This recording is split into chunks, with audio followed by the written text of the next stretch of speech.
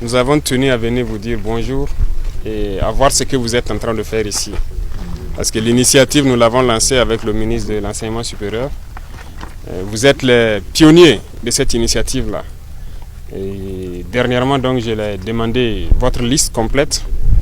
Et j'ai pu voir les localités dans lesquelles vous souhaitez donc vous installer pour la suite de votre programme et les spéculations sur lesquelles vous avez été formés.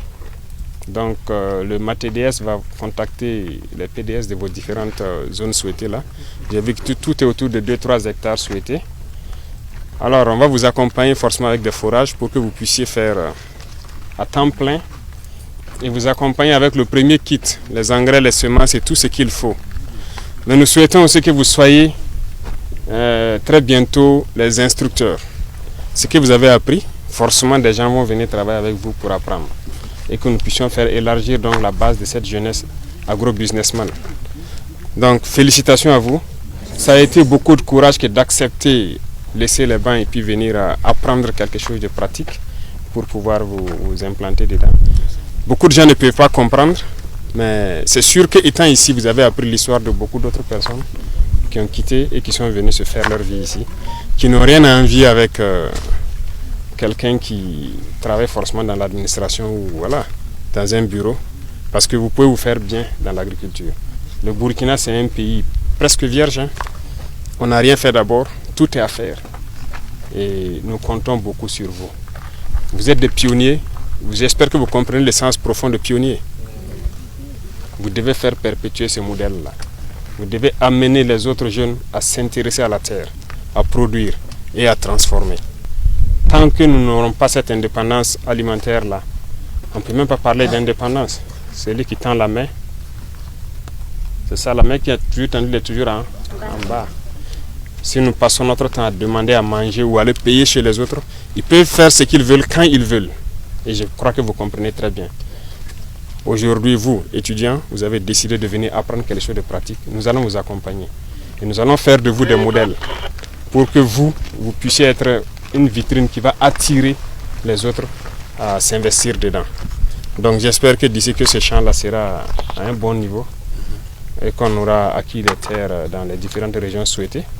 Lorsque vous allez donc vous installer, que vous puissiez être à temps plein avec l'eau, les intrants et tout ce qui va avec.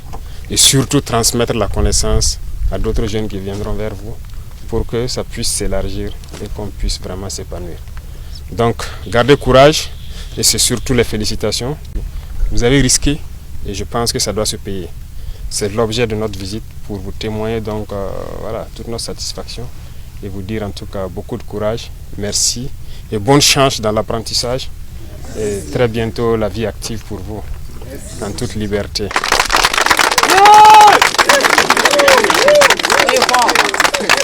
C'est demain même le 8 mars donc ça tombe bien. Donc vous devez envoyer des messages forts aux jeunes filles. Hein? N'est-ce pas? Voilà, surtout elle avec son enfant dans son champ.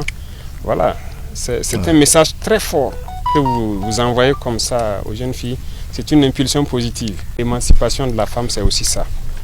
Pour être indépendante financièrement, indépendante économiquement et pouvoir vraiment vivre sa vie en tant que femme respectée et respectable.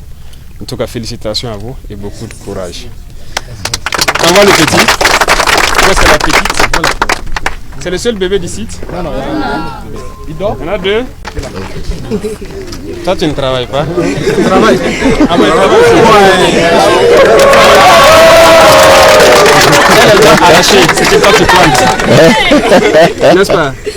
Toi tu plantes et elle arrache. Elle arrose. Waouh, félicitations. D'accord, c'est bien ça. Allez, merci bien. Voilà. Juste après la soutenance de notre licence, ils ont lancé ce programme, le programme d'incubateur à Bagripol. Donc je me suis dit que c'est une opportunité pour moi, alors j'ai postulé. Et après que j'ai postulé, les résultats sont tombés, j'ai été retenue, j'étais vraiment contente. Voilà, parce que le domaine de l'agriculture, c'est un domaine qui me passionnait depuis toute petite. Voilà, nous sommes là il y a environ 8 mois maintenant, si on peut le dire. Nous avons fait la campagne pluvieuse. Actuellement, nous faisons la campagne sèche, nous produisons la tomate, la pomme de terre et il y a le blé aussi qu'on produit et de l'oignon. Et j'espère qu'un jour, je serai vraiment dans mon propre champ, dans ma propre exploitation, où je produirai vraiment beaucoup de choses. J'encourage tout jeune, les étudiants. Faut pas qu'ils vont se dire que l'agriculture, c'est un domaine qui ne rapporte pas. C'est le domaine même qui rapporte le plus. Faut pas qu'ils vont voir le travail de la terre, penser que non, que c'est difficile. Il n'y a rien de difficile. Quand on aime ce qu'on fait, il n'y a rien de tel. On a reçu des formations en production de semences, en production de compost. Donc disons qu'après cette sortie, on peut se lancer. Donc moi personnellement, je compte me lancer dans la production des semences. Je vois que les plus hautes autorités du pays comptent sur nous. Ils ne dorment pas à cause de nous. Donc nous aussi, on n'a qu'à les remercier. Voilà, l'opportunité qu'on a eue de venir ici était la meilleure pour moi.